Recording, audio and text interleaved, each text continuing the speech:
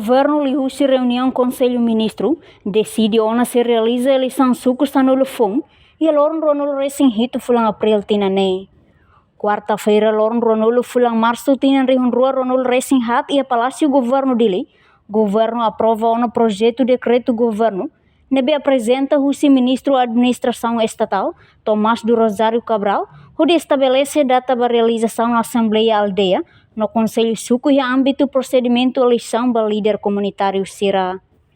Do calendário nebe aprova processo constituição mesa eleitoral para Suku Sanulu nebe ladau halau eleição e lorn ronul racing wal fulang outubro tinan rion rua ronul racing tolu no candidato sira para eleição sef Suku no linha contencioso se halau e lorn sanul racing rua fulang April tinan rion rua ronul racing hat. Enquanto vice-ministro assunto parlamentares Aderitu Hugo da Costa afirma eleição Suku tinan kotuk completa ona Suku atus hat nul racing rua enquanto resto Suku sanulu fone eleição se halau e lorn ronul racing hito fulang April no apuramento do resultado tem que termina e lorn ronul racing wal fulang April tinan rion rua ronul racing hat.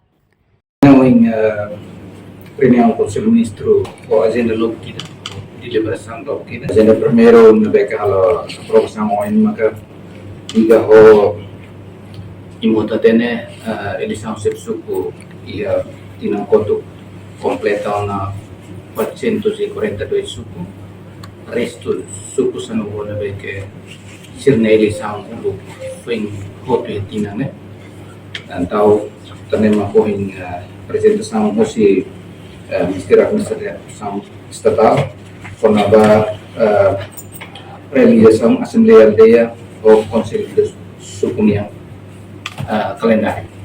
Portanto, ini atau completa de restos suku sanulu nabe que será al ser eleição badiles comunitários ini nabe que selo completa na tinang e agora já fase ba processo recrutamento oficiais no Ministério da Administração hal-hal dalam serviço e treino para completar serviço secretariado sukunya de acordo com o decreto-lei da BQ Conselho Municipal. No tur comunicado imprensa nebe Timor Pos acesso, banhira laia candidato sef suku nebe makhetam voto válido, liu metade nebe forsai, mak se realiza fali votação segunda volta, portanto votação balia nain no representante juventude do Conselho Suku se halau husi lorn walu to lorn ronol racing hat fulang maio tinan rehon rua ronol racing hat. Reportagem Efifanya de Carvalho, Televisão Timor Pos. Janela informação ba emogoto. Atua tem informação atual dia kliu, kita haluha. Haneham botão subscribe, like. Halo comentário no faixa tutang ba media sosial hotu.